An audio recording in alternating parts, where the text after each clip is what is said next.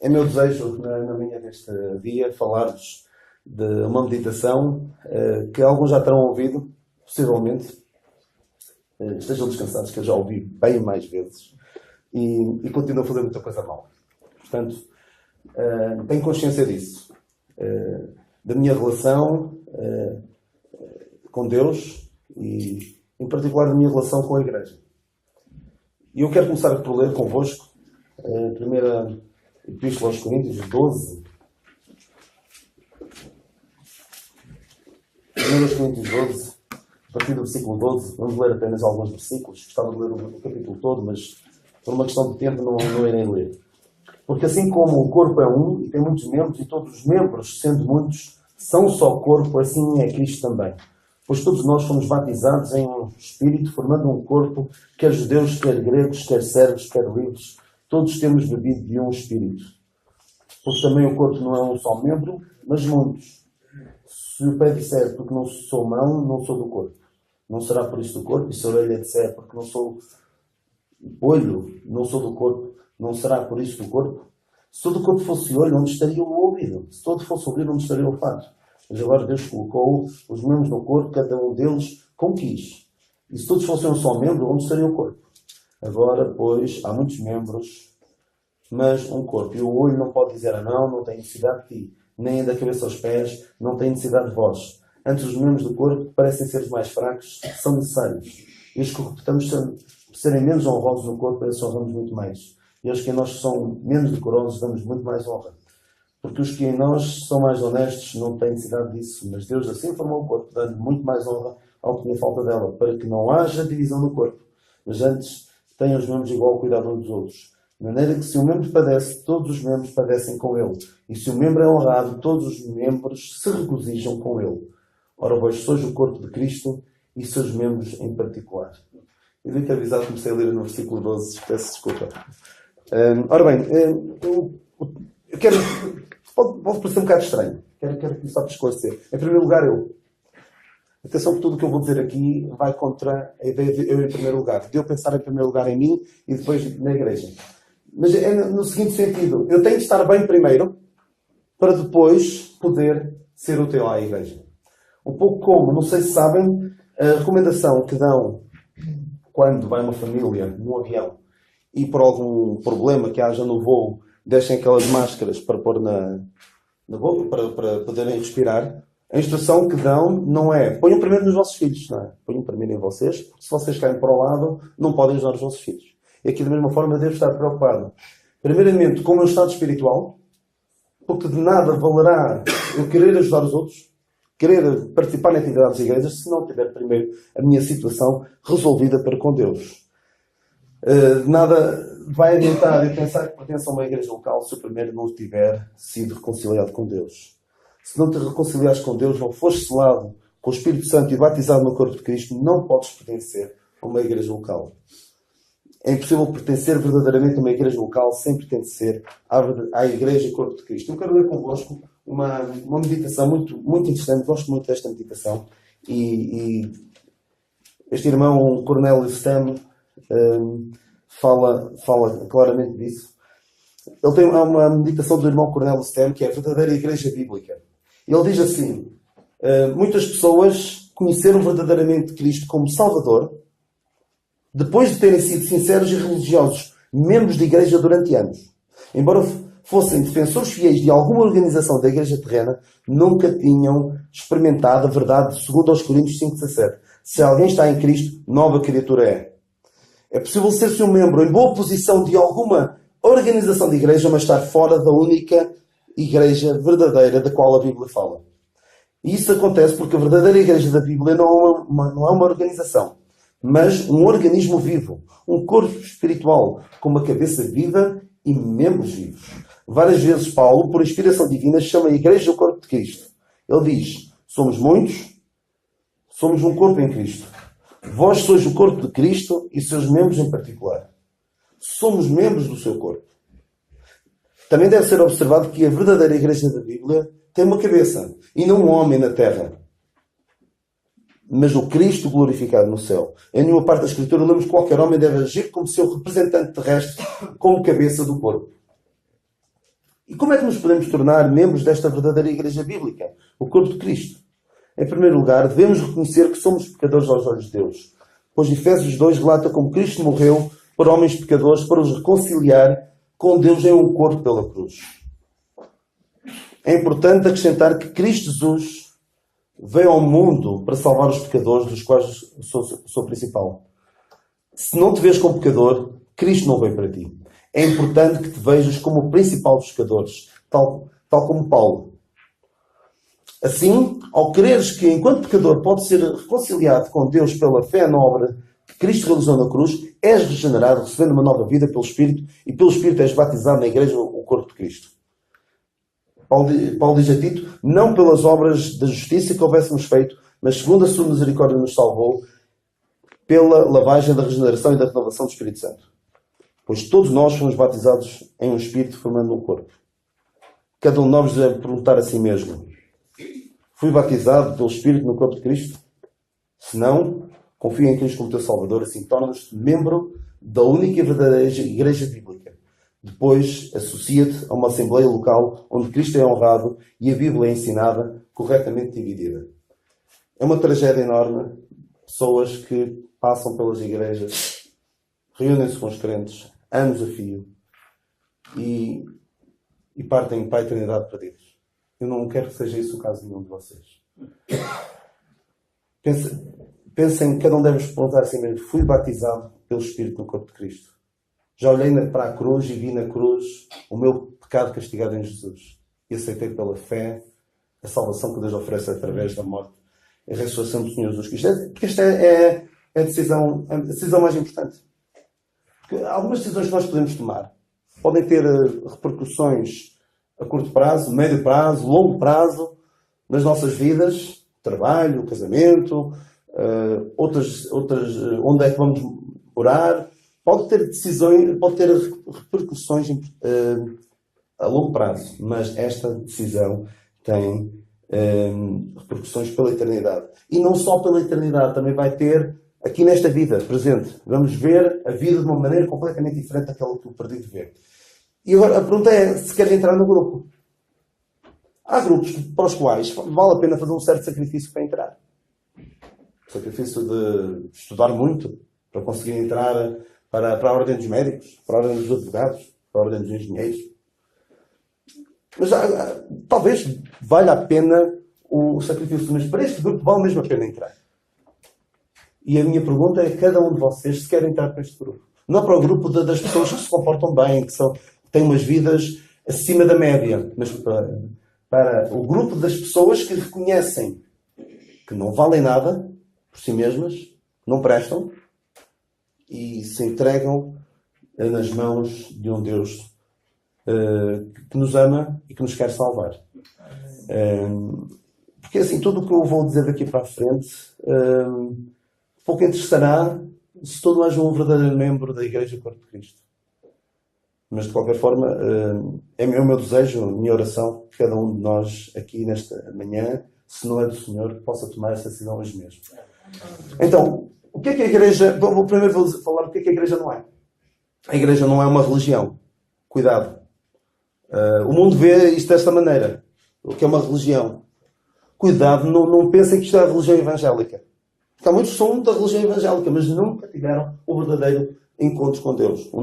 Nunca nasceram de novo. Também não é um clube. Um clube no sentido de ter atividades organizadas. É importante que tenhamos atividades organizadas no calendário. Isso é muito importante que tenhamos. Não é tudo à balda, mas não é um clube apenas. É um organismo vivo. Não é um edifício. Nós chamamos de igreja e por vezes cometemos este excesso na linguagem de dizer que isto é a igreja. Aqui é onde se reúne os membros da igreja local em Algeriz. Também não é o clero, porque às vezes há aquela ideia de que é a cúpula diretiva, os pastores e os bispos e esse pessoal todo, é que é a igreja. Também não é uma organização, se bem que deve ser organizada. A palavra igreja vem de, como alguns saberão, vem de eclésia. É um grupo de pessoas reunidas com um objetivo. E esta palavra, é engraçado que esta palavra só aparece no Novo Testamento. Só aparece no Novo Testamento, mas por uma razão muito simples, porque O Novo Testamento foi escrito em grego e o Velho Testamento foi escrito em hebraico, exatamente. E um bocadinho em aramaico, acho eu. Daniel acho que é um bocadinho escrito em aramaico. E sabe onde é que aparece? Alguns saberão que há uma tradução do Velho Testamento para grego, chamada Septuaginta. E lá aparece várias vezes a palavra eclésia. Sabe onde é que aparece a palavra eclésia? Quando fala da congregação de Israel. Ou seja, a palavra igreja já vem há muito tempo. Não leamos sempre que lemos igreja, pensar, a igreja é a igreja a qual nós pertencemos. Convém ter algum cuidado para não lermos sempre que há a palavra igreja, estamos a falar da igreja que existe hoje, a igreja Corpo de Cristo. Nem sempre, muitas vezes não. Até uma passagem, podes passar, eu não vou ver isto tudo. Há uma passagem até em Atos 19 em que a palavra eclésia aparece quando há um juntamento confuso, pessoas que uns querem matar Paulo, e também a palavra eclésia. Não podemos dizer, está ali a eclésia, é a igreja. Não é a igreja, é um grupo de pessoas com um objetivo. Então o que é a igreja? Podes avançar? A igreja é o corpo de Cristo, como nós já vimos. É formada por judeus e gentios. Diz a palavra de Deus, dentro dos corpos fez um. É um mistério, é algo que não estava profetizado. Alguns poderão não ter esse pensamento, mas nada no Velho Testamento dava a entender que Deus ia usar este parênteses da Igreja do Corpo de Cristo. É um mistério. Até há uma palavra aqui em Efésios 3, 8, em que Paulo usa a palavra Efésios 3, 8.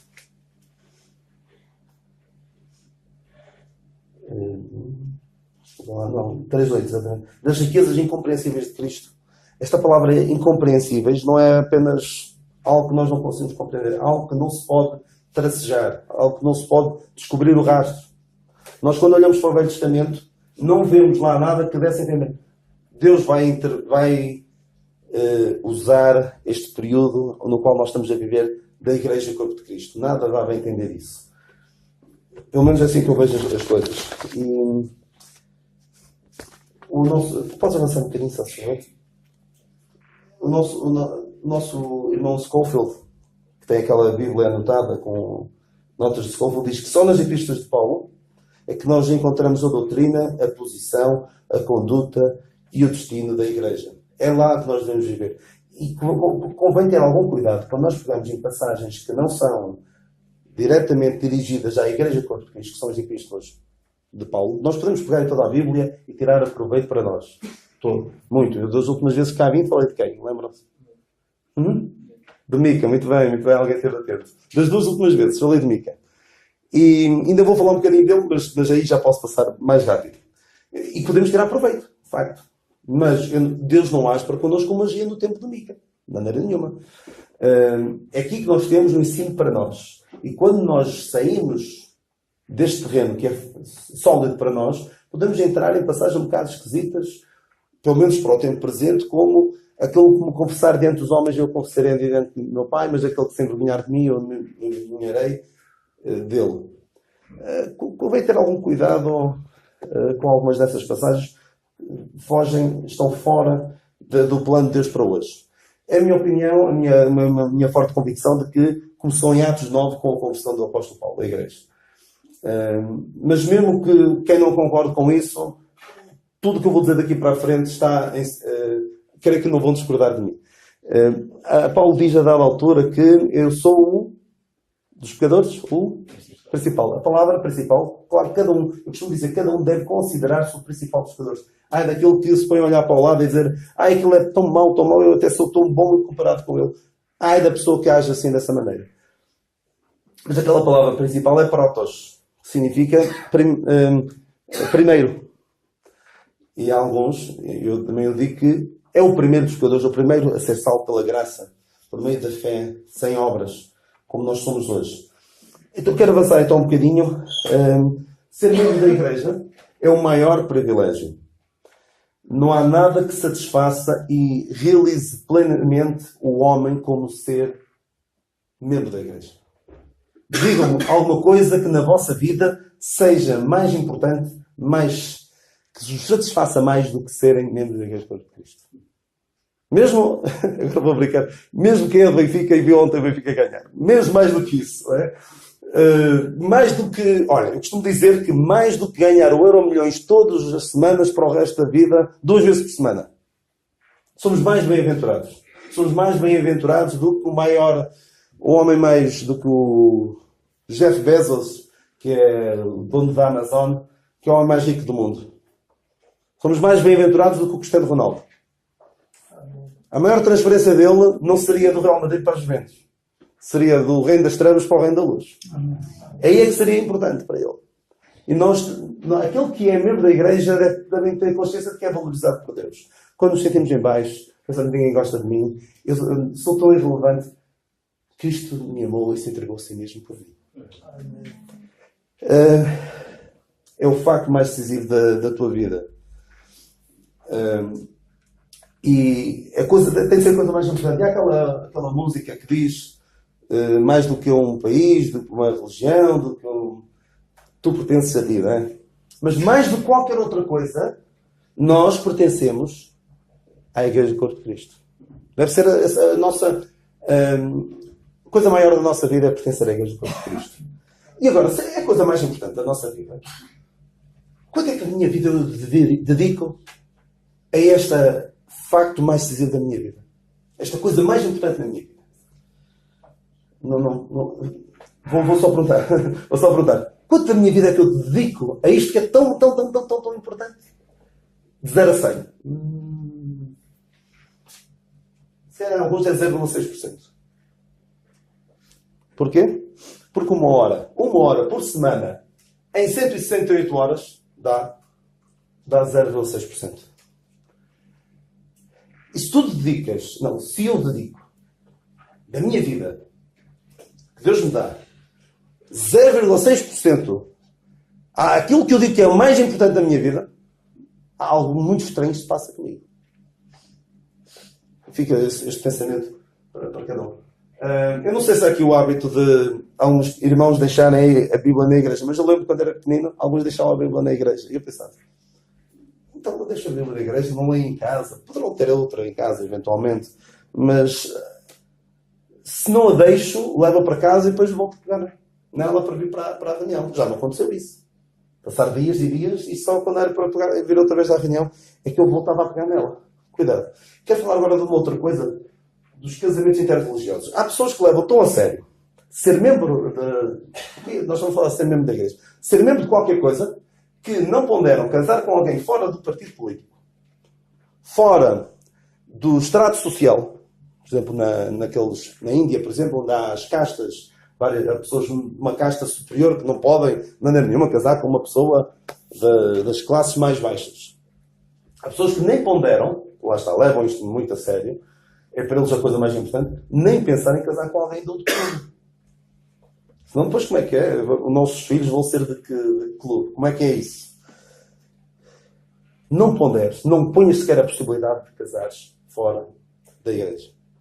E buscar alguém que não seja um membro da Igreja do Corpo de Cristo. Se é mesmo o mais importante para ti, deveria ser, nem ponderes essa possibilidade. Não te metas a jeito para grandes dissabores na vida. Podes avançar. É um grande privilégio, mas também traz uma grande responsabilidade. Nós somos tão abençoados, tão privilegiados, mas também devemos ter consciência de que temos grande responsabilidade. Apesar disso, nada deve ser imposto. Não devemos, mesmo os líderes da igreja não devem dizer tu tens de fazer isto, tens de fazer aquilo, e depois tens de fazer mais aquilo, tens de fazer. Não. Isto deve surgir naturalmente. É assim a vida. Viver pela graça, claro, se virmos alguém em verdade por caminhos errados, devemos procurar mostrar que não estão bem. Mas a vida pela graça, a vida enquanto membros de igreja, não é uma vida de regras, de leis que eu tenho de cumprir escrupulosamente para agradar a Deus. Não, o que eu devo pensar, e já vou chegar, é se eu tenho consciência daquilo que Deus fez por mim, eu vou querer viver para lhe agradar. Nós somos salvos pela graça, vivemos pela graça, sem qualquer mas. Vivemos pela graça, mas... não. Pela graça. E é importante que Deus trata-nos hoje como adultos, não como crianças. Eu costumo dar este exemplo. Se eu disser ao meu filho, olha, o pai vai ser durante uma hora e tu ficas em casa e vais ter de te comportar bem. Eu acho que hoje em dia, acho que isso iria correr bem com o meu filho. Mas com uma criança pode correr mal. Pode, mesmo debaixo de muitas regras, pode errar gravemente.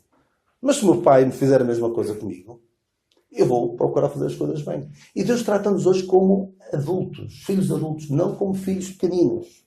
Temos de estar sempre a dizer o que é que ele tem de fazer e o que é que não tem de fazer. Deus trata-nos como filhos adultos. E,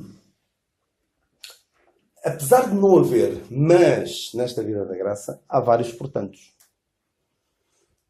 Paulo, quando em Romanos 12, tem aquela passagem que ele diz: rogo-vos, pois, irmãos, pela compaixão de Deus, que apresenteis os vossos corpos em sacrifício vivo, santo e agradável a Deus. Não é? Aquele pois é muito importante. Porque tem em consideração o que vem antes. Tem aquele cântico de vitória onde diz, aquele hino de adoração, onde ele diz: ó profundidade das riquezas, tanto da sabedoria como da ciência de Deus. Ou seja, faça tudo isto que Deus fez por nós, é razoável que nós vivamos assim. Não é? Tu tens de viver assim. Não é? É natural que tu vives desta maneira. De uma maneira a agradar a Deus. Há outra passagem que Paulo diz: portanto, meus amados e muito queridos irmãos, estai, pois, assim firmes no Senhor, amados. Em Filipenses 4:1. Ele diz, portanto. O que é que ele tinha estado a falar antes? A nossa cidade está nos céus, onde também esperamos o nosso Salvador, o Senhor Jesus Cristo, o qual transformará o nosso corpo abatido para ser conforme o seu corpo glorioso, segundo o seu eficaz poder, sujeitar também a si todas as coisas. Ou seja, faça isto que nos espera. É natural que vivamos de uma maneira a agradar. E por isso eu também costumo dizer que aquilo que a lei não conseguiu obrigar-nos a fazer, a graça consegue capacitar-nos a fazer. A capacidade da graça, aquilo que a graça nos capacita a fazer, é maior do que aquilo de que a lei nos obrigava. Então o que é que se espera? Tem aqui várias coisas que se espera do membro da igreja. Então vou tentar ser muito célere. Eu sei que o irmão Carlos vai gostar desta primeira. Espero que se congregue. Não é?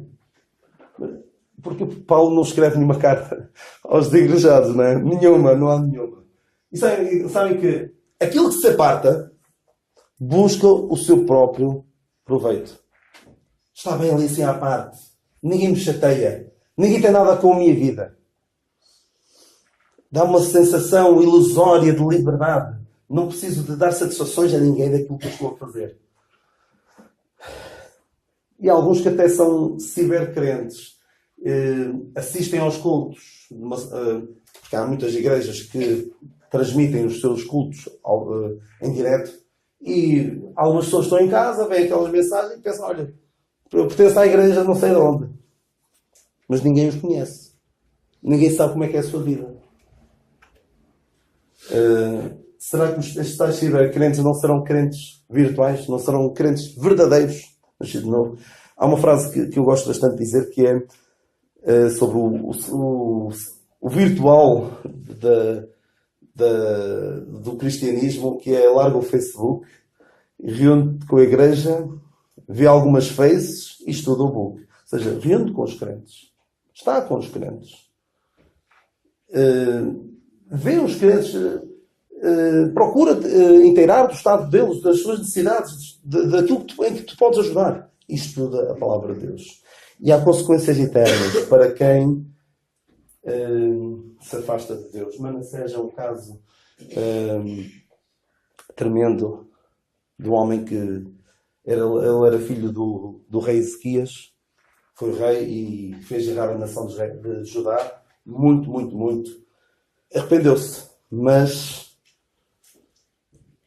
apesar de ele se ter arrependido, não foi o suficiente para o seu filho Amon seguir o caminho de arrependimento do pai.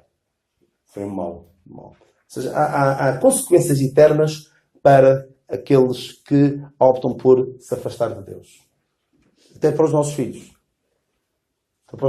Eu vejo no caso do meu pai que o facto de apesar dele se manter fiel ao Senhor, ele, por razões várias, deixou de se congregar e eu vejo as consequências no resto da família. E as consequências podem ser eternas. É melhor serem 2 do que 1 e o cordão de 3 dobras não se quebra tão facilmente. Se andares sozinho, sem te quereres reunir, é mais difícil. Alguns que dizem que ninguém tem nada a ver com a minha vida. Alguns que, como Leis, que eu falei da última vez que aqui estive, não tinha nada a ver com ninguém. E qual foi o seu fim? Foi destruída. E ninguém vem ao auxílio deles. Se alguém quer viver a sua vida sem uma certa proteção que resulta de estar a viver em igreja, poderá vir no dia mau, será mais difícil resistir. Porquê é que eu digo que há uma certa proteção para aquele que vive em igreja? Porque somos mais facilmente chamados à atenção. Somos mais facilmente exortados a viver de uma forma condigna com a vocação que temos. Ficamos presa fácil do inimigo, como diz o apóstolo Pedro, cuidava no nosso redor, buscando como leão, buscando a quem possa tragar. E aqueles que se afastam são os primeiros a estar à mercê do inimigo. E ficamos presa fácil do erro. Lembra-se do Mica? Estava a fazer tudo mal do princípio ao fim. Com ídolos em casa, com levita, quando não devia ser levita, com mentir à mãe, roubar à mãe.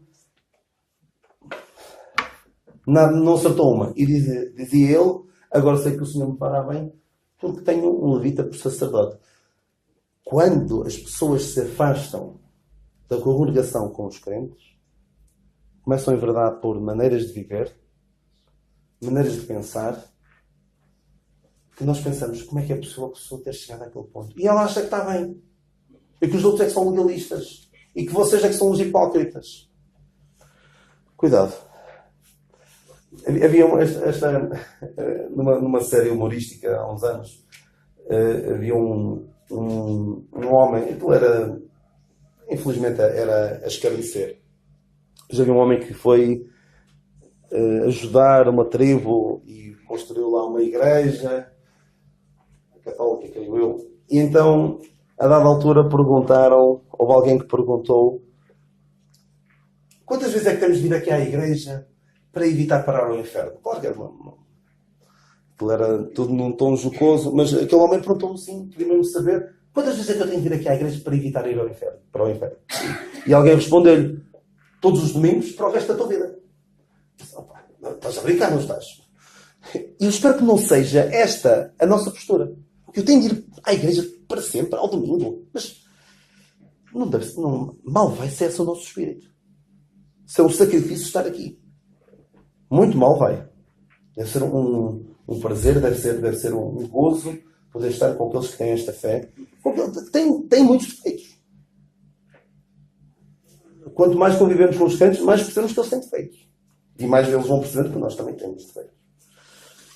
Mais uma coisa que a igreja deve esperar. Compromisso. A igreja sabe que pode contar comigo.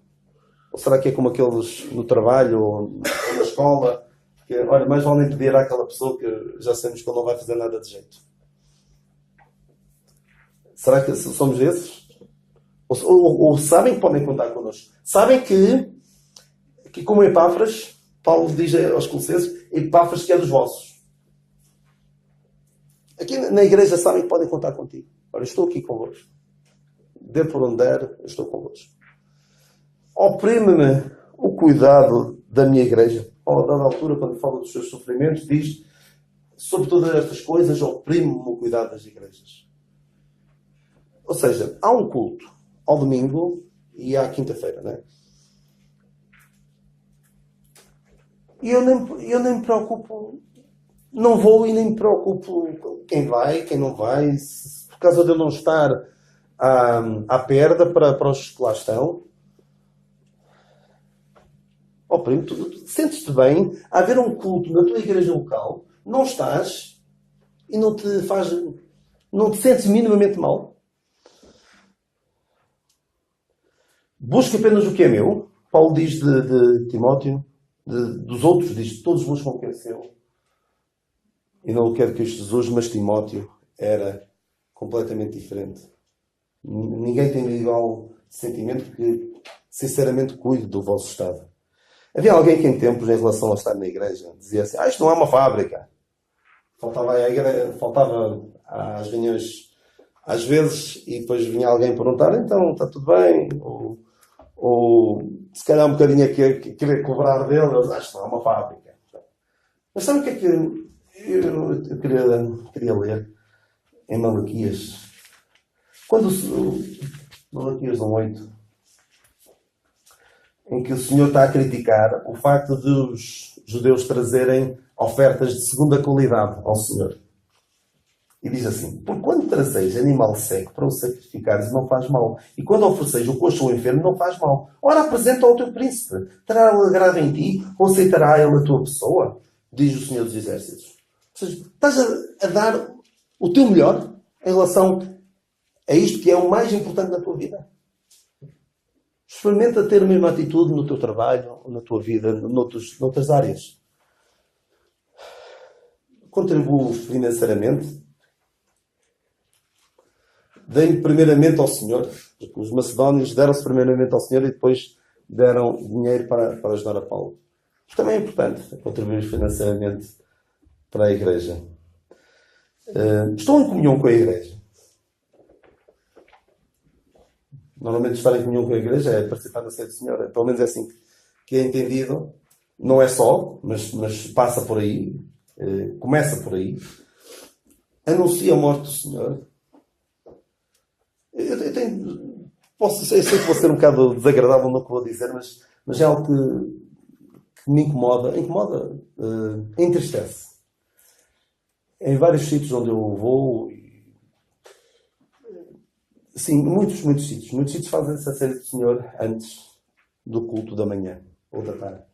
E muitas vezes quando vou a essas igrejas, vejo a quantidade de pessoas que não são capazes de estar meia hora mais cedo.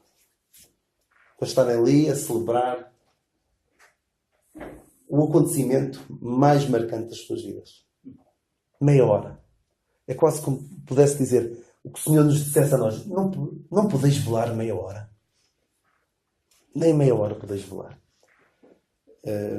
E atenção, eu sou uma pessoa que pode falar sobre a ceia do Senhor, mas acho que devo dizer isso. Cada um pense, é ser tão importante para mim?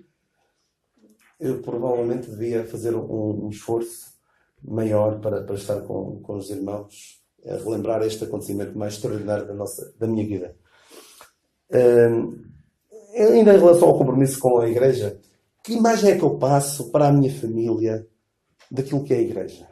Critico os crentes à frente dos meus filhos. Será que o almoço em minha casa é crente no espeto? Ou pregador no espeto? Hoje ao almoço provavelmente vai ser pregador no espeto. Estou brincando, mas muitas vezes é crente no espeto, ou seja, fala-se mal deste e daquele, e depois admiramos que anos mais tarde os nossos filhos não queiram nada com as coisas de Deus. É tudo, só ouvem podres de todos os crentes. Que imagem é que eu dou para com os que estão de fora? Porque há alguns que infelizmente falam mal dos crentes aos descrentes. E depois há alguns que ainda por cima andam, em vez de investirem na sua relação com os membros da sua igreja local, andam a investir em relações extra-igreja. Não estou a dizer com alguns acampamentos, nem estou a dizer isso. O que eu quero dizer é com pessoas que não se identificam com nenhuma igreja e que estão a fazer trabalhos terríveis. É triste. Eu nem vou falar muito mais sobre isso, mas é algo que me tem incomodado bastante. Há pessoas que não têm igreja local e que convidam pessoas para as suas casas e depois andam a fazer coisas que estragam o trabalho que está a ser feito nas igrejas locais. Serviço. Serviço na igreja. Deus espera de nós serviço. Não espera apenas assistir. Assistir numa igreja local não é bíblico. Não vemos isso em lado nenhum. Assistir na igreja local. Febe, o que é que fazia? Na igreja em Sencreia? Febe assiste. Na igreja em Sencreia, não. Serve. Paulo também servia. Uma igreja não é um lugar onde se presta serviços aos assistentes. Os que se reúnem servem. Normalmente diz-se que Tomé perdeu por ter faltado a uma reunião. E é verdade que perdeu. Mas nós não devemos pensar desta maneira. Eu, quando falto a uma igreja, às reuniões da minha igreja, estou a privar os meus irmãos de beneficiar algo da minha parte. Eu, quando vou à igreja, devo pensar o que é que eu posso dar e não o que eu posso receber. Um bocado como o John Kennedy dizia, pergunta não o que a tua igreja pode fazer por ti, mas o que tu podes fazer pela tua igreja. Eu não dizia igreja, dizia país, mas dizia... nós podemos pensar, pergunta não o que a tua igreja pode fazer por ti, mas o que é que podes fazer pela tua igreja. Nós, quando vimos aqui, devemos estar mais preocupados com aquilo que nós podemos dar. E há muita coisa que podemos fazer. Romanos 12, 4 ou 8 fala lá de muita coisa que a gente pode fazer. Sujeição. Eu vou terminar em breve. Sujeitamos uns aos outros no temor de Deus, mas só um pode ter a preeminência, que é Cristo. Há pessoas que, infelizmente, querem ser os maiores, querem ter a preeminência. Esta palavra preeminência, lembro-la em Colossenses, mas também lemos uma palavra parecida aqui sobre Diótrefes. Diótrefes fala na terceira epístola de João, não é? Terceira? Acho que é terceira. Ou segunda? Terceira, sim. Terceira epístola de João. E diz que ele procurava ter entre eles o primado. Procurava ter o primado. E a palavra que lá procura ter o primado é filoproteo, que é amar a preeminência. Alguém que queira amar a preeminência, ser o maior, está a querer roubar o lugar de Cristo. Só ele pode ter a preeminência. E isto de amar a preeminência é um bocado como os fariseus que amavam os primeiros lugares. Isso é terrível. E alguns parece que querem ter a igreja como o feudo onde eles são os senhores e depois os crentes são os seus vassalos. Isso é terrível. Não pode ser isso a nossa visão de igreja. A nossa sugestão deve ser a Cristo, aos responsáveis e, como lemos ali naquela passagem, uns aos outros. E deve pensar assim, o seguinte, ainda acerca da sujeição. Quando há problemas na igreja, qual é a minha principal preocupação? Eu ficar com a razão no fim ou que o problema seja resolvido? Estou mais preocupado em resolver os problemas ou em ficar com a razão, em ficar por cima? Isso é muito importante que nós pensemos. Minha principal preocupação qual é? Devemos ser tolerantes no que é secundário, inflexíveis no que é essencial e sábios para ver a diferença. Paulo dizia a dada altura que ele diz, não temos nós direito a ter uma série de coisas, mas ele dizia, eu prescindo de tudo isso. Ou seja, por amor aos irmãos, por amor à obra, ele cedia a alguns direitos que tinha. Ainda em relação à sujeição, Paulo diz que pela tua ciência perecerá o irmão por quem Cristo morreu. Ou seja, por causa de eu não querer sujeitar-me ao meu irmão, posso estar a fazer com que ele pereça. Cuidado com isso. Já só faltam 3, está bem? Sã convivência. Eu vivo como membro da igreja. Considero os outros superiores a mim mesmo. Procuro fazer o bem aos meus irmãos, principalmente aos domésticos da fé. Fazer o bem a todos, principalmente aos domésticos da fé. Visito-os, oro por eles. Ou seja, a minha interação com os meus irmãos é apenas os minutos que passo aqui. Às vezes, e até alguns que infelizmente acaba a reunião e eu para os conseguir cumprimentar tenho de ir logo a correr para estender o braço, não estender a mão, senão nem os cumprimento. Há algumas pessoas que são assim. Pergunto como estás e espero para ouvir a resposta. Muita gente pergunta como é que está e nem está preocupado minimamente em saber a resposta. Exortai uns aos outros todos os dias, né? Como diz Paulo também, exortos para que não se endureçam. Também é importante esperar do crente a conduta. Devemos ser irrepreensíveis e inculpáveis. O pecado deve ser algo estranho na vida do crente. É algo que não deve acontecer. Deve ser mesmo um acidente na vida do crente, não uma norma. Porque alguns que dizem que estamos salvos pela graça, portanto agora podemos viver à vontade. Muito cuidado com isso. Porquê? Porque se o membro sofre, todos os membros padecem. E devemos ter consciência de que, se eu estou a fazer algo que sei que está a fazer mal à igreja, há algo que eu estou a fazer e que está a fazer mal à igreja, devo insistir? Devo permanecer nessa prática, nessa maneira de estar, nessa maneira de viver, que sei que, por causa do que eu estou a fazer, a igreja sofre? É muito importante a consciência de pertença ao grupo. Aquilo que eu faço pode ajudar ou pode destruir por completo o testemunho de uma igreja. E nisso aí, às vezes, os políticos até nos dão razão. Quando há alguma pessoa que tece assim, uns comentários mais infelizes, normalmente o partido até o coloca de parte, o ministro demite, ou o que quer que seja, porque desonrou grandemente o grupo. E nós também devemos pensar se estamos a fazer algo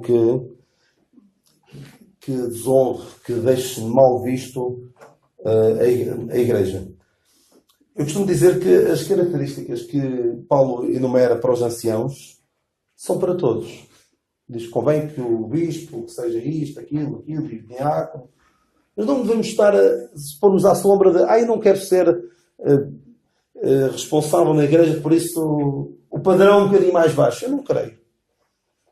Tirando o apto para ensinar, acho que todos devem aspirar àquele